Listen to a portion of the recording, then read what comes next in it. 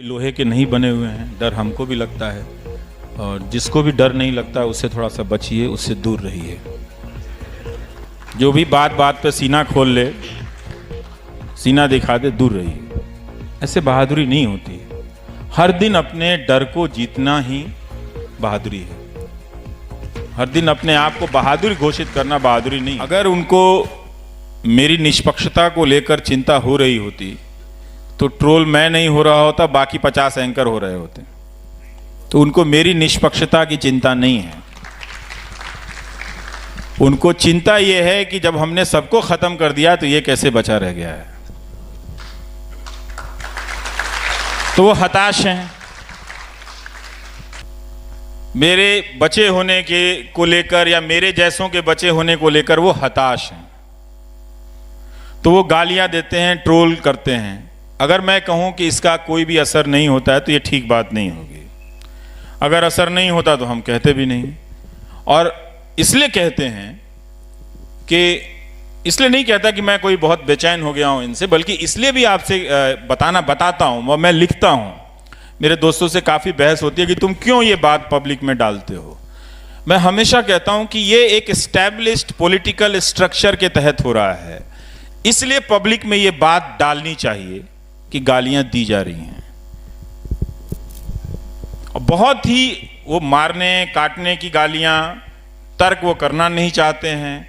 उन्होंने वो बहुत सारे लोग यहीं पे दिखा रहे थे कि एक वकील साहब प्रोफेसर हैं, जानते नहीं मेरे बारे में, लेकिन फोटो लगाए हुए हैं कि एंटी नेशनल है,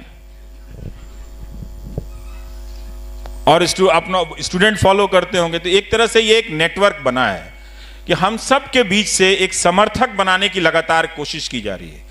जैसे ही आप दर्शक, नागरिक से दर्शक बनते हैं और दर्शक से लॉयल दर्शक बनते हैं, और फिर दर्शक से जैसे ही आप समर्थक में बदलते हैं, फिर आपको सवाल से का कोई मतलब नहीं रह जाता। फिर आप उस पार्टी के लिए झंडा उठा लेते हैं। और यही प्रक्रिया वो ज्यादा से ज्यादा वो करने की कोशिश कर रहे हैं। तो खूब गालियां पड़ती हैं, धमकियां पड़ती हैं, इससे जिंदगी पर असर पड़ा है। अच्छी बात ये हुई कि घर में बंद रहने के कारण मैं ज्यादा लिखने लगा हूं, तो 25,000 शेयर हुआ ना। हाँ, मैंने पूछा ना कि जब न्यूज चैनल युद्ध का मंच सजा रहे थे तो आप गांधी जी के नाम पर शांति पुरस्कार लेने चले गए। तो मैं बैठ के पढ़ता रहता हूँ, लिखता रहता हूँ, तो ये अच्छी चीजें हुई हैं। परिवार के लोगों पे भी असर तो पड़ता ही है कि जब हम परेशान रहते हैं तो जरूर हमारे दोस्तों पे भी असर पड़ता है। तो बहुत गालियां पड़ती। मेरे फोन पे पिछले 5 दिनों से, जब वो 14 तारीख को पुलवामा अटैक हुआ, तो अचानक लगा आप एंटी नेशनल है। मैंने कहा मैं कैसे एंटी नेशनल हो गया भाई, तो समझ में नहीं आया। तो वो कोई अवार्ड सेरेमनी था, उसमें मैं कुछ बोल आया न्यूज़ चैनलों को, तो उन्होंने उसके बाद से भयानक ट्रोलिंग शुरू हुई। और मेरे फ़ोन पे एक फ़ोन नहीं, 2 फ़ोन नहीं, 3 फ़ोन नहीं, मतलब 5 दिनों तक लगातार मैं एक शब्द टाइप नहीं कर पाता था अपने फ़ोन पे, इतने फ़ोन आते थे लगातार। तो उनको देखना ही एक तरह से हदस जाना है कि आंखों में चुभता है कि इतना फ़ोन कौन कर रहा है, कौन कर सकता है, किसको मुझसे इतनी दिक्कत हो गई है। भाई जब आपको 15 लाख नहीं मिले उनसे तो दिक्कत नहीं हुई, हमने तो ऐसा कहा भी नहीं था कुछ, आप मुझे ट्रोल कर रहे हैं। ये कहां से आया है? और वो सारे ट्रोल करने वाले, गालियां देने वाले क्यों अंत में जाकर ये सवाल पूछते हैं कि आप एंटी मोदी क्यों हैं?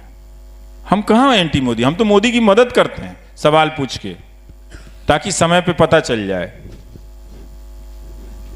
तो बहुत ही खराब हालत है मीनाक्षी। और ये सामान्य, मैं यही सोचता हूं कि आम नागरिक के अंदर जब ये भय बैठता होगा तो वो कितना भयानक होता होगा।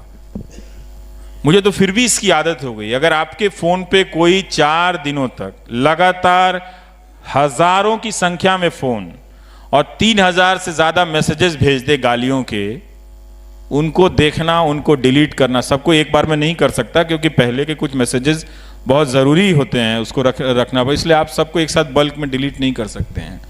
उनको डिलीट करने के लिए ही मुझे रोज़ 3-3 घंटे 4-4 घंटे बैठकर ये करना पड़े, तो ये वो काम कर सकते हैं। तो इसीलिए उन्होंने क्या किया है कि इसके ज़रिए पब्लिक के बीच में ही पब्लिक को एक दीवार बना दिया है।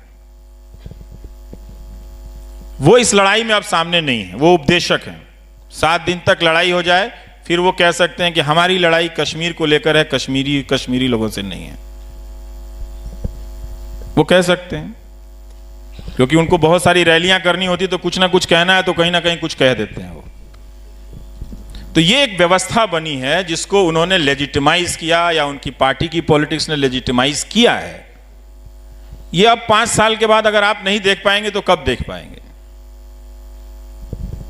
ज्यादातर ट्रोल करने वालों को वो क्यों फॉलो करते हुए नजर आते हैं?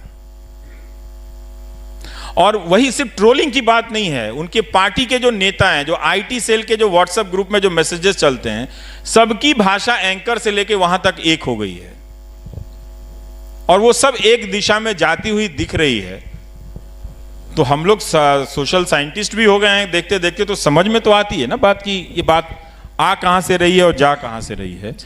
तो बहुत खराब है, इसको रोज झेलना, गालियां बच्चों के बारे में, परिवार के बारे में झेलना। हम सब अपनी माँ को बहुत प्यार करते हैं, सिर्फ उन्हीं की माँ नहीं है कि जो जाके बैंक में लाइन लगा